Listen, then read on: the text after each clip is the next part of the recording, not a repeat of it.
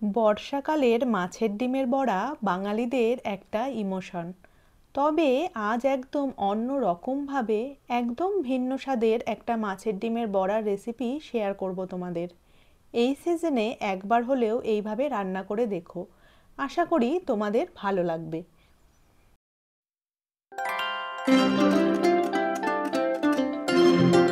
Gravy বানানোর জন্য যে মশলাটা লাগবে সেটা প্রথমে বানিয়ে নিচ্ছি।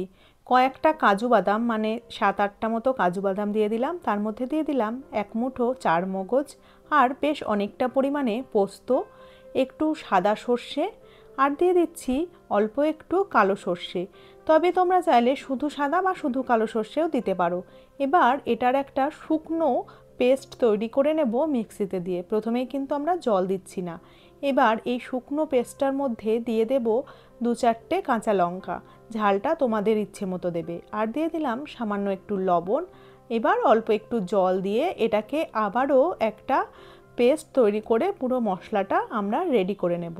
দেখো খুব সুন্দরভাবে একটা মিহি পেস্ট তৈরি হয়ে গেছে। এবার চলো মাছের ডিমটা নিয়ে নিই, আর তার মধ্যে দিয়ে দিলাম বেশ অনেকটা পেঁয়াজ কুচি, মানে একটা বড় সাইজের পেঁয়াজের গোটা পেঁয়াজটা দিয়ে দিয়েছি। আর দিয়ে দিলাম একদম কুচি কুচি করে কেটে রাখা কাঁচা লঙ্কা, দিয়ে দিচ্ছি পরিমাণ মতো লবণ এবং খুব সামান্য একটুখানি হলুদ, আর দিয়ে দেব অল্প একটু বেসন। এটা কিন্তু বাইন্ডিংয়ের জন্য দিচ্ছি, খুব বেশি পরিমাণে বেসন ব্যবহার করবে না, তাহলে কিন্তু শক্ত হয়ে যাবে। এবার এই সব কিছুকে খুব ভালোভাবে মেখে নিতে হবে। ভালোভাবে মেখে এবার চলো আমরা কড়াই ওইদিকে বসিয়ে দিই, আর কড়াইয়ে বেশ অনেকটা তেল দিতে হবে, কারণ আমরা এবার বড়াগুলোকে ভেজে ফেলবো। আর বড়া ভাজতে কিন্তু বেশ অনেকটাই তেল লাগে। এই যে এবার বড়াগুলোকে ছোট ছোট করে আমরা তেলের মধ্যে ছেড়ে দিচ্ছি। তবে বড়াটা যখন তেলে ছাড়বে তখন কিন্তু খুব সাবধানে ছাড়বে, কারণ এই মাছের ডিমগুলো কিন্তু ফেটে ফেটে এগুলো চারিদিকে ছিটিয়ে যায়। তো আস্তে আস্তে করে আমি বড়াগুলো করে নিচ্ছি। এক পিঠটা হয়ে গেলে আর একটা পিঠও আমি উল্টে পাল্টে বড়াটা খুব সুন্দর করে ভেজে নেব। গ্যাসের ফ্লেমটা মিডিয়াম রেখেই করছি, কারণ খুব জোরে দিলে ভেতরটা কাঁচা থাকবে আর বাইরেটা লাল হয়ে যাবে। তো আমার দেখো মাছের ডিমের বড়াগুলো মোটামুটি ভাজা হয়ে গেছে। এবার আমি এগুলোকে আস্তে আস্তে তুলে নিচ্ছি একটা অন্য পাত্রের মধ্যে। একই রকমভাবে যতগুলো বড়া আমার কাছে ছিল আমি কিন্তু সবটাই ভেজে নিচ্ছি। আর তোমরা এখন কি করবে, চট করে লাইকটা দিয়ে দেবে ভিডিওটাতে, আর ভিডিওটা ভালো লাগলে শেয়ার করে দেবে, কমেন্ট করে জানাবে যে এই রেসিপিটা কেমন লাগলো তোমাদের। আর অবশ্যই বাড়িতে এটা ট্রাই করে দেখবে। আর যে হাইপ অপশানটা আছে, হাইপটা কিন্তু ক্লিক করে, মানে কমেন্টের পাশে দেখবে একটা হাইপ অপশন আছে, ওটাতে ক্লিক করে আমাকে কিন্তু অবশ্যই পয়েন্ট দেবে, ঠিক আছে? আর যারা চ্যানেলটাতে নতুন আছো চ্যানেলটাকে সাবস্ক্রাইব করে দেবে। এবার চলো কড়াইয়ে আরও একটু তেল দিলাম, আর তার মধ্যে দিয়ে দিলাম বেশ খানিকটা কালো জিরে, আর একটু পেঁয়াজ লম্বা লম্বা করে কেটে রেখেছিলাম, মানে এখানে আমি হাফ মতো পেঁয়াজ দিয়েছি। এবার পেঁয়াজটাকে খুব সুন্দর করে লাল করে কিন্তু ভেজে নিতে হবে। এটা একদমই নির্ঝঞ্ঝাট একটা রান্না, চট করেই কিন্তু বাড়িতে বানিয়ে নিতে পারবে, একদম বেশি সময় লাগে না। এবার চলো পেঁয়াজটা ব্রাউন কালার হয়ে গেছে।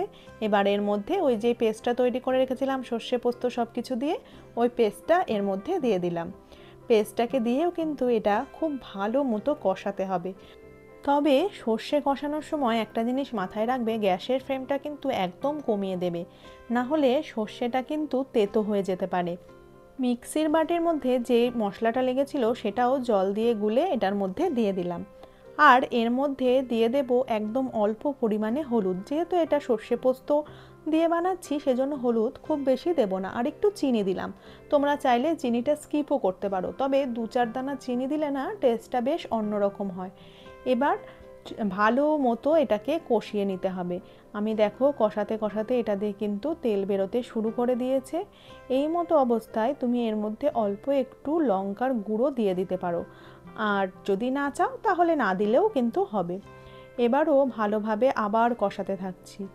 কেমন লাগছে তোমাদের রেসিপিটা কমেন্টে জানাও কিন্তু।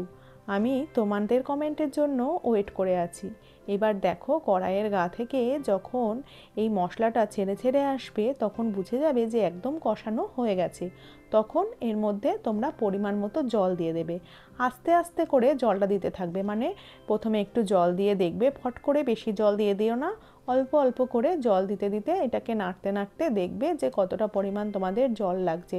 কারণ এটাকে খুব বেশিক্ষণ কিন্তু আমরা ফোটাবো না, তাহলে তেতো হয়ে যাবে। ঝোলটা ফুটে উঠতেই ভেজে রাখা বড়াগুলো এর মধ্যে দিয়ে দিলাম। আমি কয়েকটা ভাজা বড়া রেখে দিয়েছি এমনি খাবো বলে, ওটাও কিন্তু ভীষণ টেস্টি লাগে।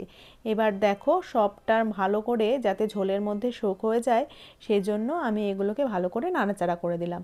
এবার যখন ঝোলটা ভালো মতো ফুটতে শুরু করবে তখন ওপর থেকে একটু ধনেপাতা কুচি ছড়িয়ে দেব, আর দিয়ে দেব পরিমাণ মতো কাঁচা লঙ্কা, মানে 2-3টে কাঁচা লঙ্কা তোমরা যেরকম ঝাল খাও সেই মতো ওপর থেকে দিয়ে দেবে। আর অবশ্যই আর একটা জিনিস দেবে, সেটা হচ্ছে সর্ষের তেল।